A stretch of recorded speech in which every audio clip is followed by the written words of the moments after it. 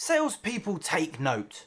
Spamming someone with an automated low-effort sales cadence does not, I insist does not, entitle you to a high-effort personalised reply. So tailor your sales funnel accordingly. There's that word again, entitlement. I seem to be using it a lot recently about salespeople. For some reason, likely trying to turn sales into just a replicable numbers game, sales and marketing professionals seem to have stopped treating their prospects like people. They appear to think that the person that they're sending it to is some kind of robot just sat there idly waiting for their god-awful sales patter to hit their inbox so that they can, post-haste of course, reply immediately saying, "Please let me hear more and see if we can discuss synergies." And as a result of all of that, they've stopped applying the basics of human psychology when dealing with people. Say it with me 5 times. Prospects are humans. Prospects are humans. Prospects are, you get the point. And if you don't, there's a really big problem. You see, customers are just like you. Maybe not you, Dave, thank God. They have hopes, dreams, ambitions, interests, and really busy schedules. This isn't the Matrix. Humans aren't a series of zeros and ones, binary, that are there to have a cheat code applied to. We're just all too complex, too individual, too flawed.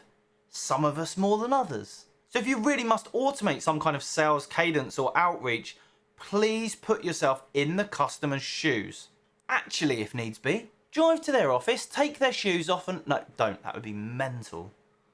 I actually had a guy do that to me in a sales meeting once where he insisted that we swapped chairs and I realised too late that it was his way of getting a look at my notes that were still sat right in front of him. But in fact, I'm going to do it for you because I'm generous like that. I'm going to tell you exactly how it makes your prospects feel, or certainly how it makes me feel when there are certain lines in DMs that you send to them trying to generate outreach. So here we go, strap in. I just wanted to check you received my last email. Don't poke me, dickhead. You'd have gotten a bounce back if I didn't. And if you didn't get a response, it's not because I'm rude, it's because your email was so bad in your copy and paste script that I didn't feel inclined to reply. How would you feel if, like you've just done, I came up during your working day, sat next to you and poked you repeatedly saying, "Buy from me, I want your attention, buy from me." I think I'd last about 6 minutes before I had a black eye. Same principle applies here, don't be annoying.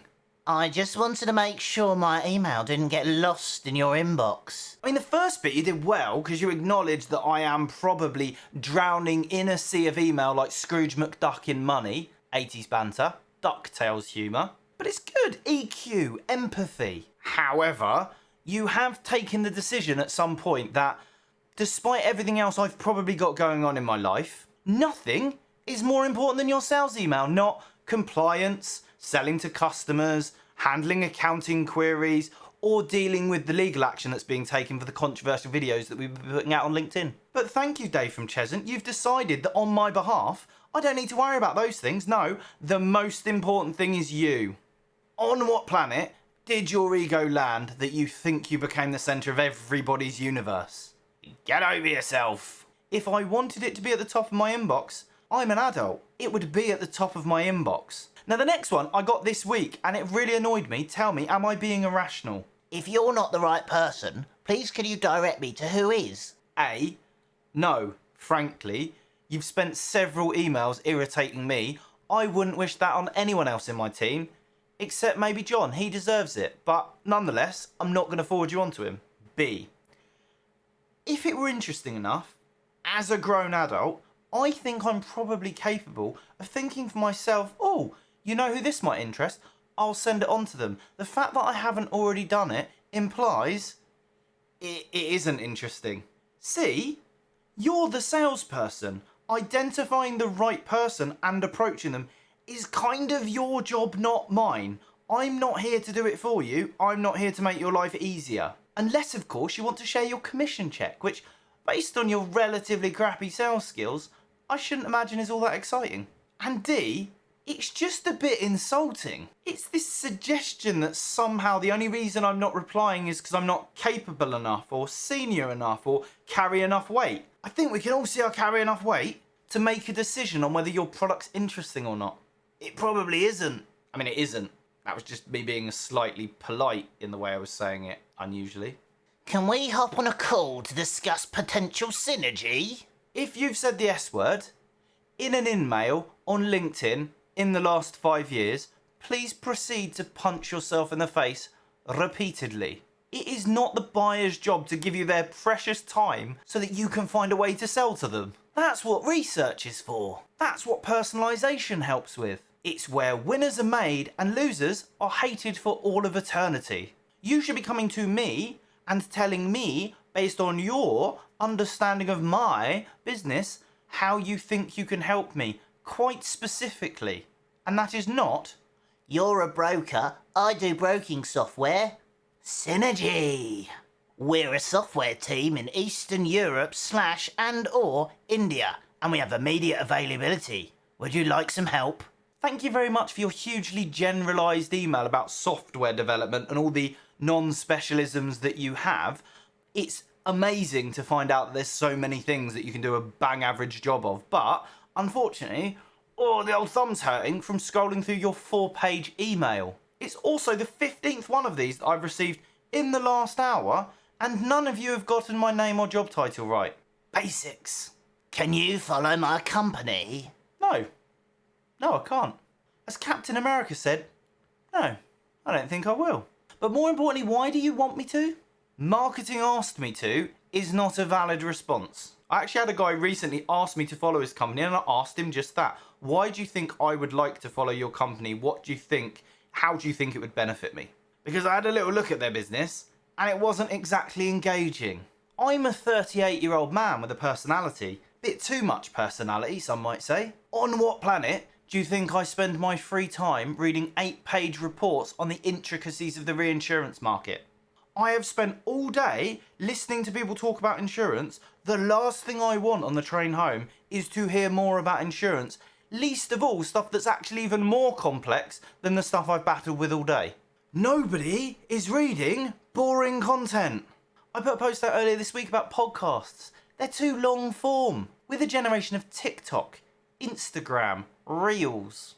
We want to be entertained, and quickly. If the latest Netflix series hasn't killed off a main character, had an alien invasion, and 4 cars blow up within the first 4 minutes, I'm channel hopping.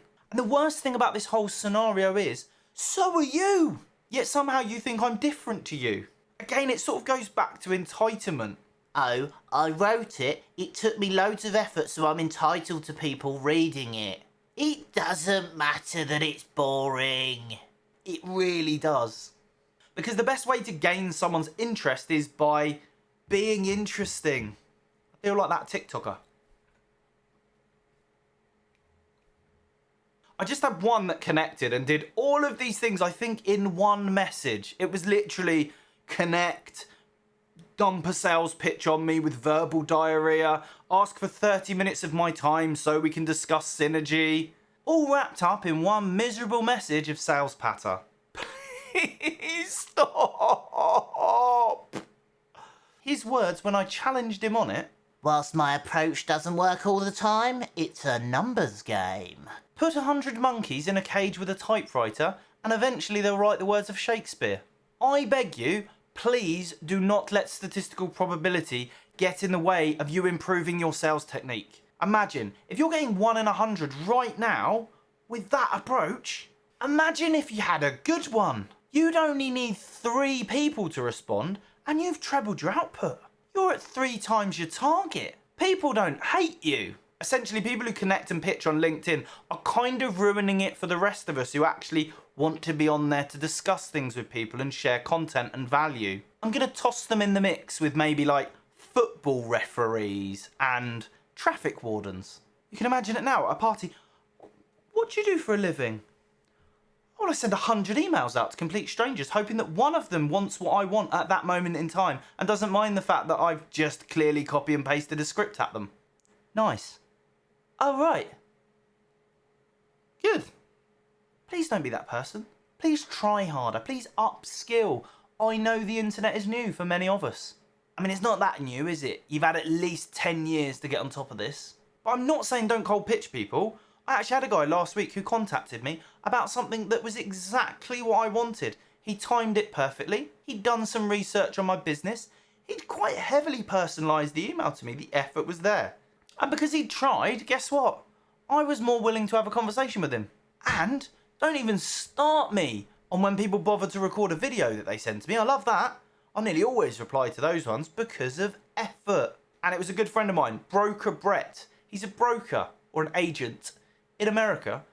And he said to me once about this, he said, I try and match the energy of the people who message me on LinkedIn. So if it's a low effort email sent to me, then they get a very low effort response. So think about that for a moment. Do you want your potential prospects sending you a low effort response? Or do you actually want to engage with them and get a high effort response in return? If you do, maybe you should start matching their energy on the outflow. Hope this was useful. It was largely just me ranting this week. And there was a bit of language. Unusual. If it was useful, then please smash that like button. Please let me know in the comments below. Please let me know what awful DMs you've gotten from people. And I can only apologise in advance to all the women who are going to be talking about creepy blokes sending the messages. Not acceptable. Super embarrassing and awkward for all of mankind. What's some of the worst sales patter that you've received on LinkedIn? Please let me know in the comments below. But for now, we will see you on the next one. I'm not always this angry. Sometimes I'm more.